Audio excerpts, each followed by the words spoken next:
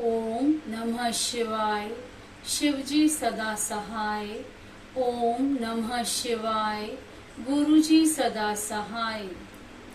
ध्यान और उसकी महिमा, योग धर्म तथा शिव योगी का महत्व, शिव भक्त या शिव के लिए प्राण देने अथवा शिव क्षेत्र में मरण से तत्काल मोक्ष लाभ का कथन। उपमन्यु कहते हैं, श्री कृष्ण श्री कंठनाथ का स्मरण करने वाले लोगों के संपूर्ण मनोरथों की सिद्धि तत्काल हो जाती है। ऐसा जानकर कुछ योगी उनका ध्यान अवश्य करते हैं। कुछ लोग मन की स्थिरता के लिए स्थूल रूप का ध्यान करते हैं। स्थूल रूप के चिंतन में लगकर जब चित्त निश्चल हो जाता है, तब सूक्ष्म रूप में वह स्थिर होता है। भगवान शिव का चिंतन करने पर सब सिद्धियां प्रत्यक्ष सिद्ध हो जाती हैं। अन्य मूर्तियों का ध्यान करने पर भी शिव रूप का अवश्य चिंतन करना चाहिए। जिस जिस रूप में मन की स्थिरता लक्षित हो, उसका बारंबार ध्यान करना चाहिए। ध्यान पहले सविषय होता है, फिर निर्विषय होता है, ऐसा ज्ञानी पुरुषों का कथन है। इस विषय में कुछ सत्पुरुषों का मत है कि कोई भी ध्यान निर्विषय होता ही नहीं। बुद्धि की ही कोई प्रवाह रूपा संतिता ध्यान कहलाती है। इसीलिए निर्विषय बुद्धि केवल निर्गुण निराकार ब्रह्म में ही प्रवृत्त होती है। अतः सविषय ध्यान प्रातः काल के सूर्य की किरणों के समान ज्योति का आश्रय लेने वाला है, तथा निर्विषय ध्यान सूक्ष्म तत्व का अवलंबन करने वाला है। इन दो के सिवा और कोई ध्यान वास्तव में नहीं है। अथवा सविषय ध्यान साकार स्वरूप का अवलंबन करने वाला है, तथा निराकार स्वरूप का जो बोध या अनुभव है, वही निर्विषय ध्यान माना गया है। वह सविषय और निर्विषय ध्यान ही क्रमशः सबीज और निर्बीज कहा गया है।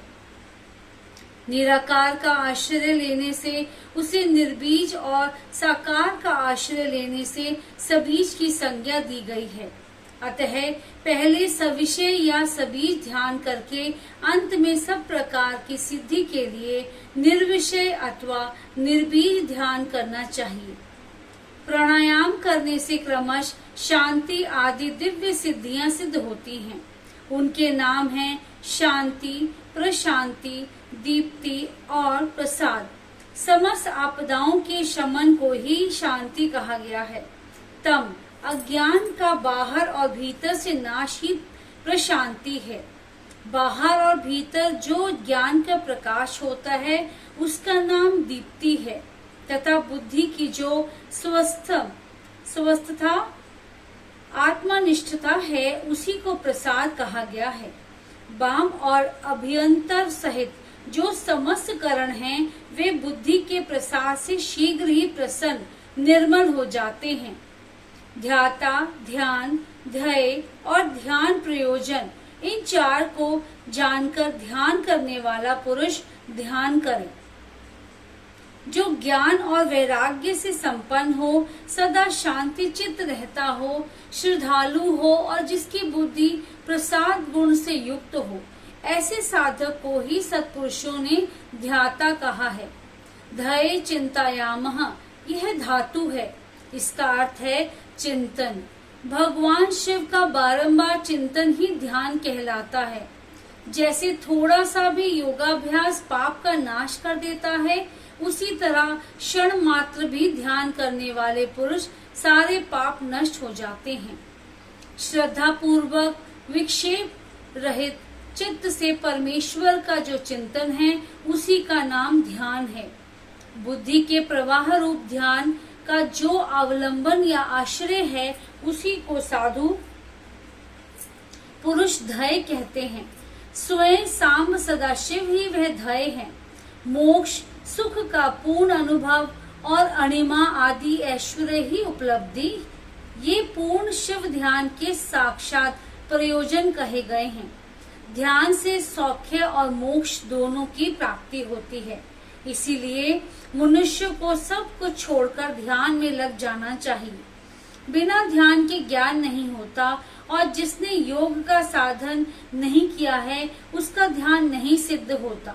जिसे ध्यान और ज्ञान दोनों प्राप्त हैं, उसने भव सागर को पार कर लिया।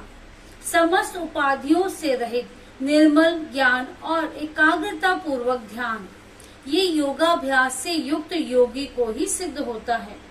जिनके सारे पाप नष्ट हो गए हैं, उन्हीं की बुद्धि ज्ञान और ध्यान में लगती है।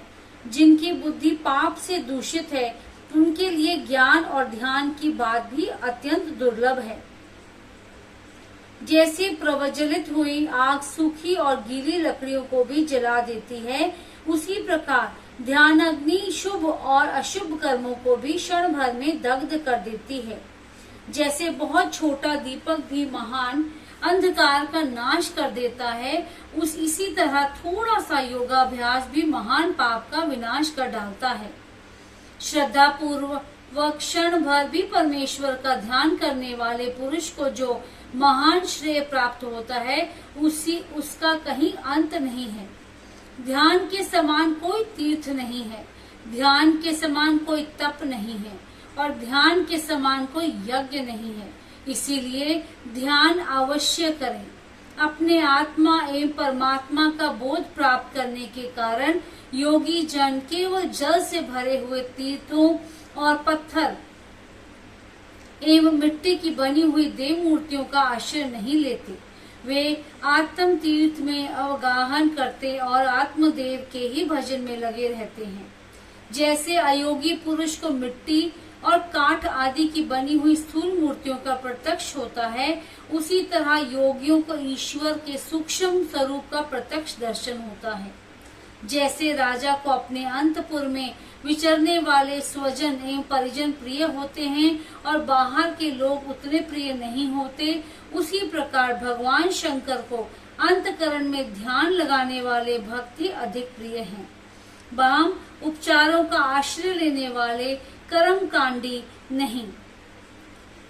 जैसे लोक में यह देखा गया है कि बाहरी लोग राजा के भवन में राजकीय पुरुषोचित फल का उपभोग नहीं कर पाते, केवल अंतपुर के लोग ही उस फल के भागी होते हैं। उसी प्रकार यहाँ वामकर्मी पुरुष उस फल को नहीं पाते जो ध्यान योगियों का सुलभ होता है।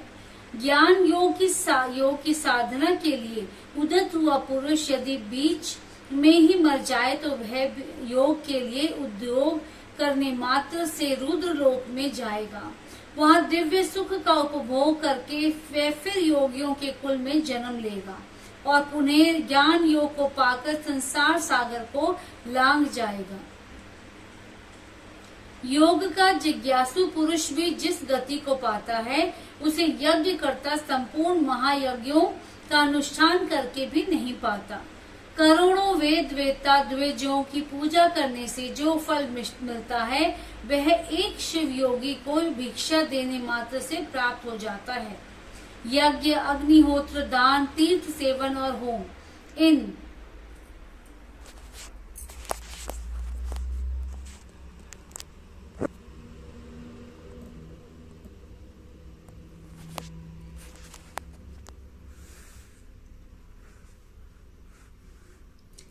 उसे यज्ञ करता संपूर्ण महायज्ञों का अनुष्ठान करके भी नहीं पाता। करोड़ों वेद वेत्ता द्विजों की पूजा करने से जो फल मिलता है, वह एक शिव योगी को भिक्षा देने मात्र से प्राप्त हो जाता है। यज्ञ, अग्निहोत्र, दान, तीर्थ सेवन और होम, इन सभी पुण्य कर्मों के अनुष्ठान से जो फल मिलता है, वह सारा फल शिव योगियों को अन्न देने मात्र से प्राप्त हो जाता है। जो मूढ़ मानव शिव योगियों की निंदा करते हैं, वे श्रोताओं सहित नरक में पड़ते हैं और प्रलय काल तक वहीं रहते हैं। श्रोता के होने पर ही कोई भी शिव योगियों की निंदा का वक्ता हो सकता है। इसीलिए महापुरुषों के मत में उस निंदा को सुनने वाला भी महान पापी और दंडनीय है। जो लोग सदा भक्ति भाव से शिव योगियों की सेवा करते हैं, वे महान भोग पाते और अंत में शिव योग की भी उपलब्धि कर लेते हैं। इसीलिए भोगार्थी मनुष्यों को चाहिए कि वे रहने को स्थान, खान पान, शैया तथा ओढ़ने बिछाने की सामग्री आदि देकर सदा शिव योगियों का सत्कार करें। योग धर्म संसार अत्यंत प्रबल है, अतः पाप रूपी मुद्गरों से उसका भेदन नहीं हो सकता। योग धर्म और पाप मुद्गर में उतना ही अंतर समझना चाहिए जितना वज्र और तंदूल में। अतः योगी जन पापों और ताप समूहों से उसी तरह लिप्त नहीं होते जैसे कमल का पत्ता पानी से। शिव योग परायण मुनि जिस देश में नित्य निवास करता है वह देश भी पवित्र हो जाता है, फिर उसकी पवित्रता के विषय में तो कहना ही क्या। अतः चतुर एवं विद्वान पुरुष सब कृत्यों को छोड़कर संपूर्ण दुखों से छुटकारा पाने के लिए शिव योग का अभ्यास करें। जिसका योग फल सिद्ध हो गया है वह योगी यथेष्ट भोगों को भोगकर समस्त लोगों की हित कामना से संसार में विचरे अथवा अपने स्थान पर ही रहे या विषय सुख को अत्यंत तुच्छ समझकर छोड़ दें और वैराग्य योग से स्वेच्छा पूर्वक कर्मों का परित्याग कर दे।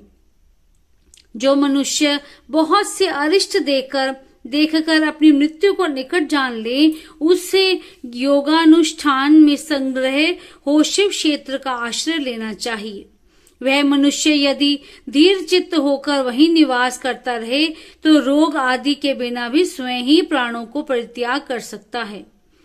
अनशन करके शिवाग्नि में शरीर की आहुति देकर अथवा शिव तीर्थों में अवगाहन करते हुए अपने शरीर को उन्हीं के जल में डालकर शिव शास्त्रोक्त विधि से जो अपने प्राणों का त्याग कर देता है वह तत्काल मुक्त हो जाता है।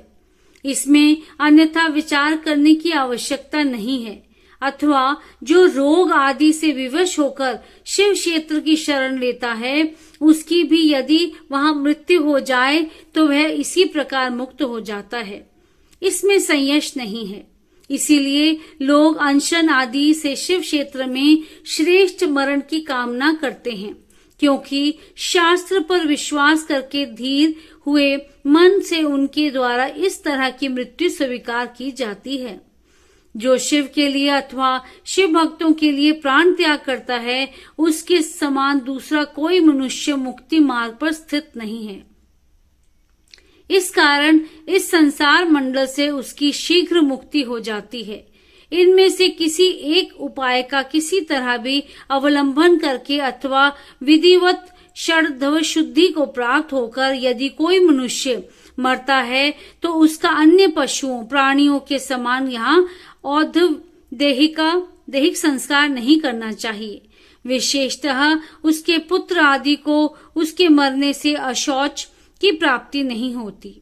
ऐसे पुरुष के मृत शरीर को धरती में गाड़ दे या पवित्र अग्नि से जला दे या शिव स्वरूप जल में डाल दे।